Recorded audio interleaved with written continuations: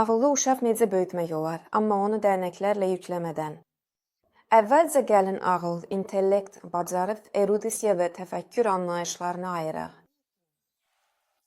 İntellekt daha çox genetik olaraq müəyyən olunur. İnsanın əslində onu inkişaf etdirmək üçün o qədər də çox imkanı yoxdur. Erudisiya, dünyaya dair biliklərin genişliyidir. İnsan nə qədər çox bilirsə, bir o qədər erudisiyalı sayılır və onun yaradıcılıq qabiliyyəti bir o qədər aşağı olur. Bacarıqlar isə çoxlu təkrarlar nəticəsində formalaşır. Dərnəklərdə və əlavə məşğələlərdə uşaqlar əsasən müəyyən bacarıqlar qazanır, bilik isə daha az əldə edirlər. Məsələn, rəsm çəkməyi və ya pianoda ifa etməyi öyrənəndə. Əgər biz təfəkkürün inkişafından danışırıqsa, bu prosesin öz yaş mərhələləri var. 3-6 yaş arası uşaq ətraf aləmi təsəvvür etməyi öyrənir.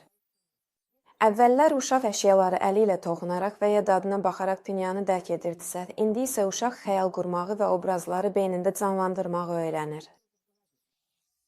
Abstrakt və məntiqi təfəkkür isə hələ öz vaxtını gözləyir. Bu prosesləri süni şəkildə tələsdirməyə ehtiyac yoxdur.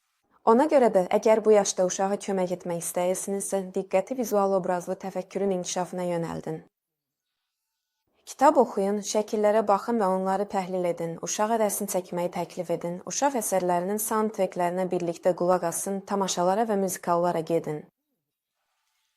Valideynlər uşağı müxtəlif dərnəklərə apardıqda, özlərini uşaq üçün kifayət qədər yaxşı hiss edirlər.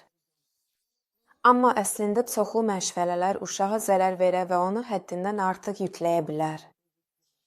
Uşaqlarda həyata maraq itir, çünki onlar yalnız böyüklərin dediklərini edirlər və öz seçim azadlıqları olmur.